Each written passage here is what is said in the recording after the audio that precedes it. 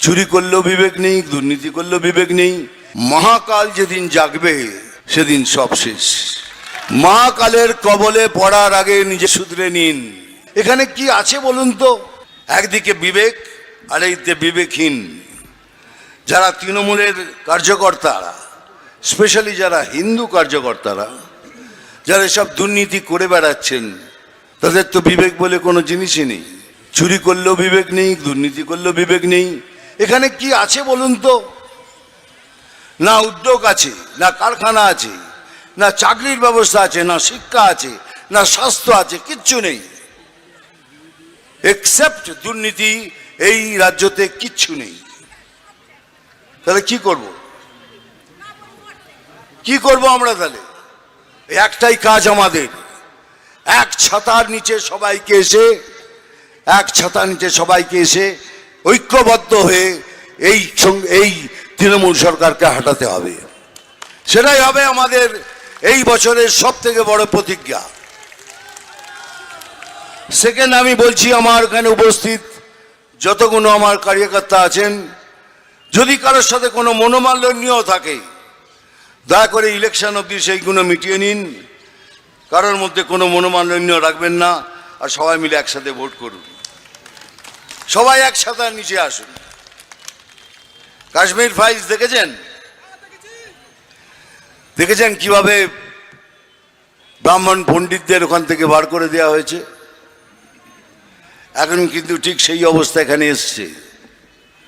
একটু কান খুলে চোখ খুলে দেখুন, এটাকে পশ্চিম বাংলাদেশ করার কত রকম পরিক্রমা চলছে। তাহলে এমন কেন হবে?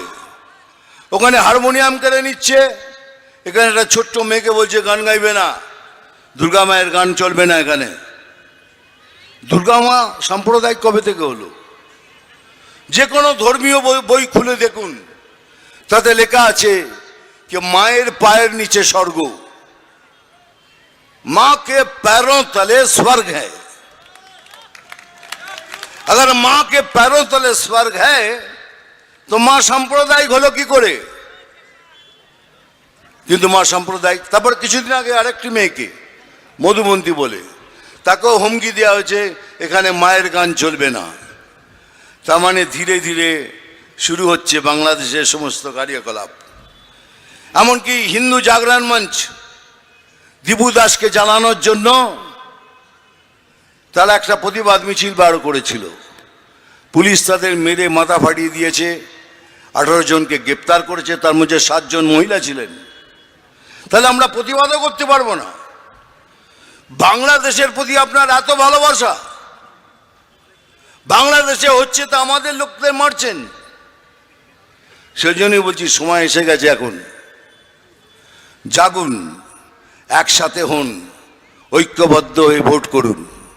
আমি শুধু আপনার নিজেদের লোকদের বলছি না, আমি যারা কমিউনিস্ট, তাদের মধ্যে যারা হিন্দু আছে, হিন্দুত্বকে বিশ্বাস করে, তাদের আহ্বান করছি।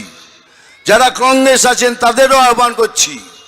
তৃণমূলের মধ্যে যেসব হিন্দুরা তাদের মধ্যে বিবেক আছে তাদেরও আহ্বান করছি, আসুন একসাথে মিলে আমরা এই সরকারকে এখান থেকে উচ্ছেদ করি।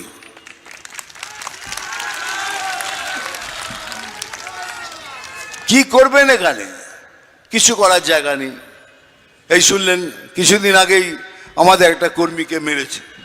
কেন মারলেন? কিসের জন্য মারলেন? কিন্তু একটা কথা মনে রাখবেন, আমার এত বছর এই স্ট্রাগলের জীবন, এই কষ্টের জীবন দিয়ে দেখেছি, মহাকাল যেদিন জাগবে সেদিন সব শেষ। মহাকালের কবলে পড়ার আগে নিজে শুধরে নিন। আর এই মহাকাল কারোর জন্য নয়, কাউকে ছাড়বে না।